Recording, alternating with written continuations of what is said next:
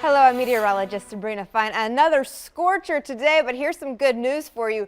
Colder and drier air is in the forecast, although only lasting for one day. Temperatures today, they're working their way to 92 degrees, normally only 87. We'll be closer to that value for Monday as a cold front has now moved through the area, and what a difference it has brought to our area. Look at the water vapor imagery.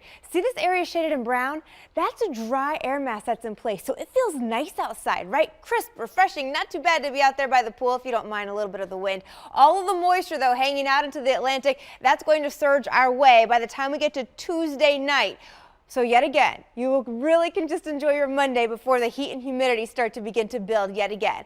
Cold fronts moved through. That's what brought out all of the moisture. High pressure now moving its way on in, bringing with that drier air. But once that high pressure works its way out into the Atlantic, by the time it gets to Tuesday, the winds shift, and as a result, they come in out of the south, increasing the humidity. Here's the proof in your dew point. Remember, anytime it's in the 50s, it is comfortable. It is nice to eat lunch outside. When it gets into the 60s, a little unbearable. But in the 70s, that's just feeling like downright Houston, right? So watch this. Here's your dew point forecast. Starting us off over the evening, we're pretty much all into the upper 50s. It is comfortable outside. We're dealing with mostly clear skies, even all the way through your Monday. Still looking at predominantly the upper 50s, maybe a few 60s out there, but overall, generally feeling nice.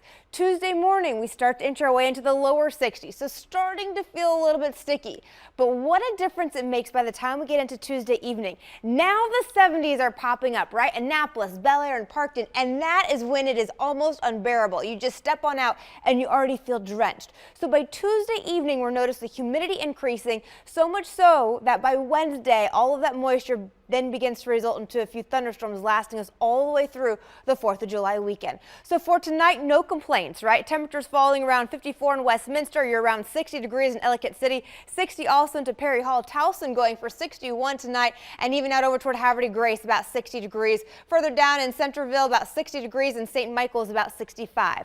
Tomorrow, temperatures are going to feel wonderful. Remember, it's still dry out there, going overall for mostly sunny skies, around 79 in Westminster, 80 degrees into Sykesville, pushing out over toward Rising Sun around 80 as well. Cecilton going for 81 degrees, and then further to the south, Annapolis at about 80 degrees, Glen Burnie 86. So these values close to seasonal, maybe even a few degrees cooler than normal, but it is only on Monday. Not only do we increase the temperature and muggy air by Tuesday, according to the Climate Prediction Center, for the next 6 to 10 days, Baltimore could be 5 to 15 degrees above normal. So tomorrow's the best day to take your dog on that long outdoor walk. I don't think they'll be panting too much.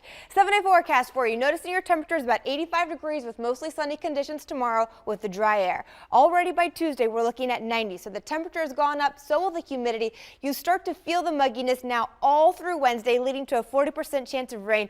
And that includes 4th of July. So those barbecue plans, you might just want to have that alternative, maybe keep the food in store in the kitchen instead of outside on one of those picnic benches, keeping the thunderstorm chance through the weekend. Stick with us online at WMAR2news.com all day for updates on top stories and breaking news.